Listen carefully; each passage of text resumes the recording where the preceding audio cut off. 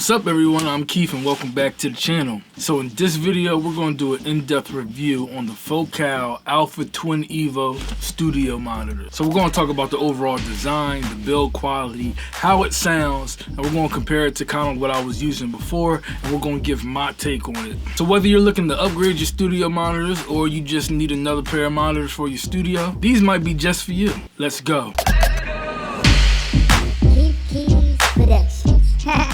So welcome back everybody. If you're new here, please hit the like button, subscribe, and hit the notification bell to get more videos. So these speakers behind me are the Focal Alpha Twin Evo studio monitors. So the Alpha line is Focal's kind of entry-level line of studio monitors that you can get into. So they have the Alpha, they have the Shape, and then they have like their flagship series, the ST6, the Trio, and in this line they have the Alpha 50, the 65, the 80, and they also have the Twin Evos, which I have behind me.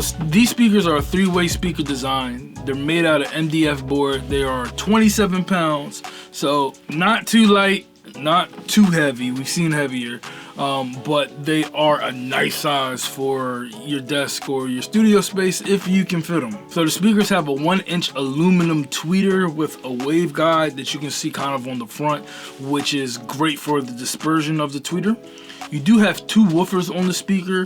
One speaker serves as the mid driver, the other speaker serves as the low driver, and depending on which side that you have them on, there's a switch on the back of them that you actually switch, and what it does is put the mid driver, the mid-range driver, closer to you, and the lower frequency driver on the outside of you. So if you have it on the left side, you can flip the switch to left, and you have it on the right side, you flip the switch to right, and those corresponding mid-frequency drivers would be on the inside, and the low frequency driver is on the outside. So they're not just like two low frequency drivers and two mid frequency drivers, okay?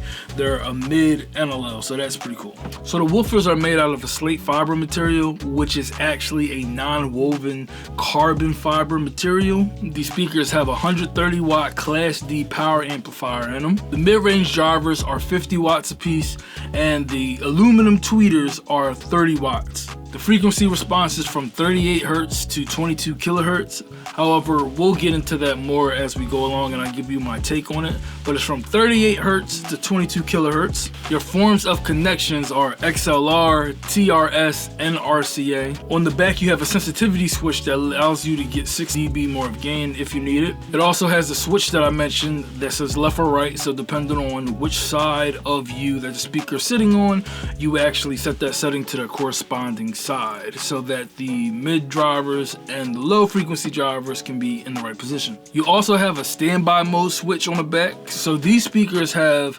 the active standby mode, which if there's no music playing out of it for 15 minutes, these speakers cut off, and then as soon as you start playing any sort of audio, they cut back on. It's a really nice feature if you are used to leaving your speakers on all day, so very nice feature. You also have some EQ shelving options as well. This is so that you can fine-tune the speakers to your room depending on if it's close to a wall, if it's not close to the wall, what's your treatment like in your room, if it's on a desk, if it's not on a desk, or any other placement that you may have it. You also have your power switch and your AC adapter, and they also come with some speaker grills that you can actually put on the actual speakers, and they actually come with ones for the tweeter as well. Cool. I'm not going to use these. So let's talk about price for a second. These speakers are about $600 a piece, so $1,200 for the pair. So that lets you know kind of where in the market it kind of sits in the other contenders that you're dealing with, especially for a three-way monitor. We'll get into it, but you really don't see that many three-way monitors that are at this price point. Oh, and before we continue, I paid for these monitors myself. Focal didn't give it to me, although I wish they could have gave them to me. They did not give them to me. They have no influence in this video for me what to say and what not to say. All of these opinions are of my own. You can make the educated decision for yourself. So let's talk about design for a second. So these monitors are actually made out of MDF board. If you know what that is, it's a board you can go find at Home Depot and Lowe's, which is not really wood. It's similar to wood, it's a different material. These are actually made from MDF board. The tweeter is aluminum. The actual woofers are a carbon fiber material. And I really do like the way how they made this speaker. So the speaker is about 27 pounds, like I said before. It's not the heaviest, not the lightest thing in the world, but they did well building it this way. They are a little heavy, but to be honest with you, I thought that they would have been a lot more heavier than what they actually are. If you look on the side of the studio monitors, they have like a triangular design, which is really dope. I really do like that. On the front of the monitor, you can see that they have their logo right in the middle, and that is actually front base ported, so obviously the air would be pushing back to you directly in your face. I do like the design. I like the openness. Like I said, if you want to change up the look a little bit, it does come with the grills. You can put the grills on the front of it to change the look. I really do like the design of this monitor. It's sleek, it's black, it's all one color, and I think it just fits well. I think it's just a classic design. It's not over the top. Yeah, I like it. All right, so let's talk about the sound for a second. So I have my monitors up on the ISO Acoustic 430 isolation stands to give it isolation from my actual desk. So that's going to be important.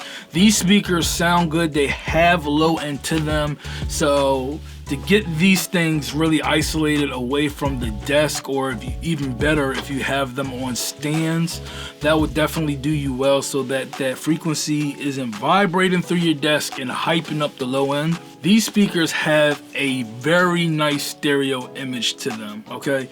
They have a wide stereo image. I think it's due to the way how they designed the tweeter and that waveguide feature around the tweeter.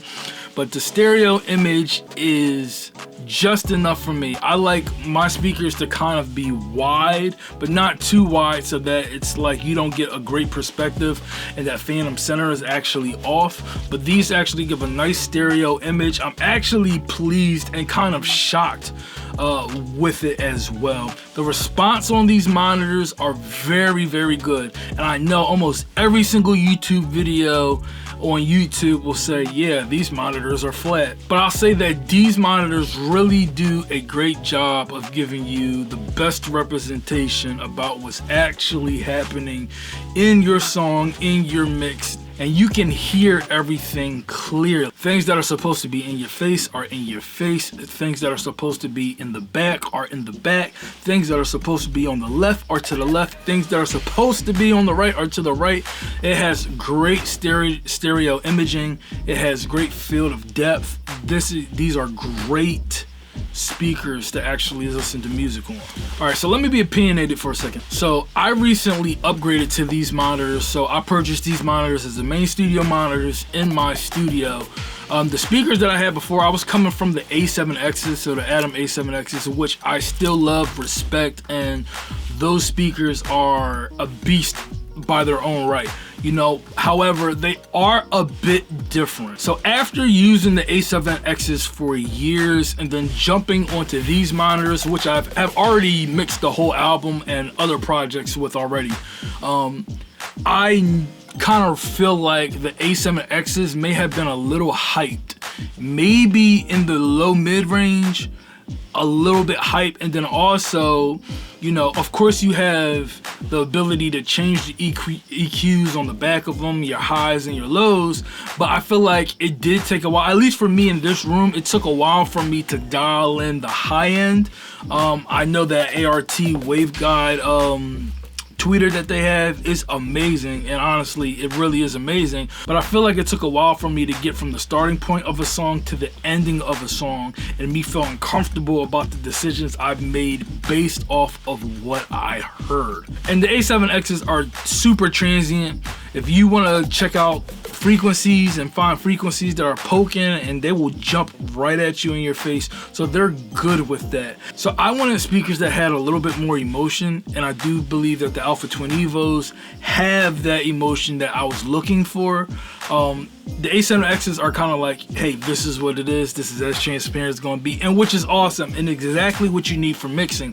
However, but when you get into production side, I felt like it wasn't giving me everything that I really wanted to have. And then also the stereo imaging. The stereo imaging on here is really reminiscent to me back when I used to have Cali Audio, when I used to rock some Cali Audio monitors in here.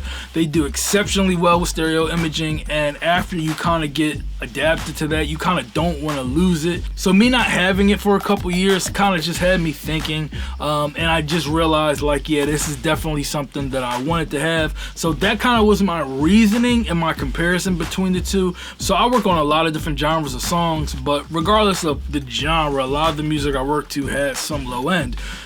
These speakers claim that they go down to 38 hertz. To me, they sound like they can go a little bit deeper than 38, maybe closer to 30ish or pushing towards 20. Now I do rock these speakers with a sub. I still have my JBL LSR 310 sub, so it's a great subwoofer. It's not super expensive. It gives me more of that 20, but if you don't have a sub, I really don't think you're missing much down there at all. So my take on these speakers is that I really do love these speakers, and not just because they're flat, or not just because of the stereo imaging or the things that I actually hear from them in this space, but when it came to mixing, I found myself mixing on these monitors and then checking them on my Abington mix cubes, and then I ended up checking them on my phone and checking the mix in the car and checking the mix on my AirPods, and they sounded like it was supposed to sound, as if I was hearing what I was supposed to hear at the beginning, which helped me make the right decisions so it sounds the way it sounds on whatever I'm listening to it on.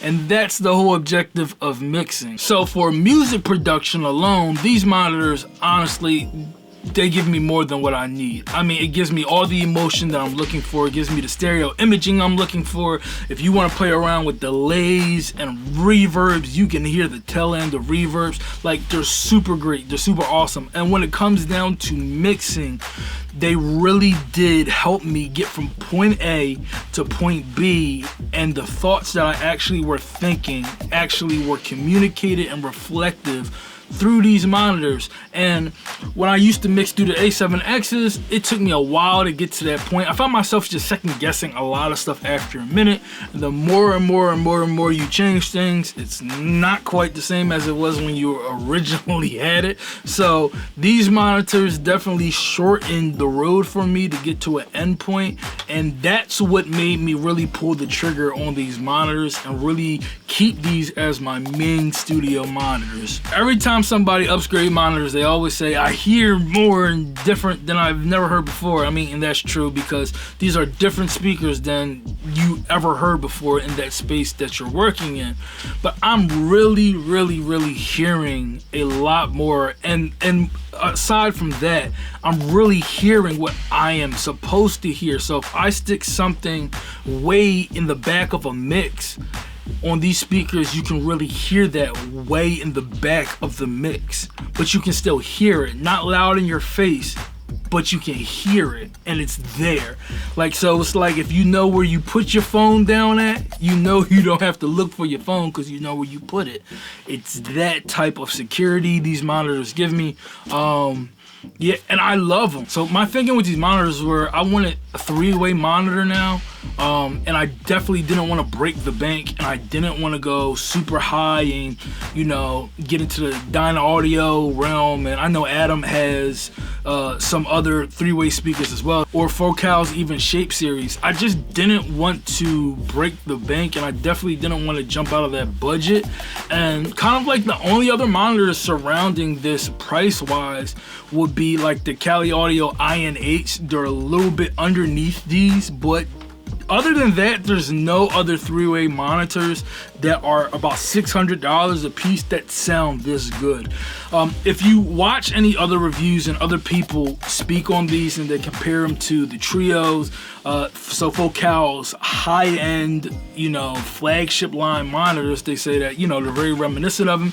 I haven't heard them, but I can say that these monitors are better than the price that, you know, I feel like you're paying for them for. It's always a great time when you can purchase gear and you know that that gear changed something for you. And I really do feel like these speakers help change my production and my mixing. So I will leave a link to these studio monitors below. It's a Sweetwater link, and no, it's not an affiliate link. So you can go check these out, see if they're for you. Check the reviews, check the specs, go talk to somebody who's used them. Don't just take my word for it. Also, in the description below, there's a bunch of free things for you that you can go check out. I thank you for watching this video, and if you would, hit that like button, share this video with somebody, hit the subscribe button, hit the notification bell, get more videos like this in the near future, and I'll see you in the next one. Peace!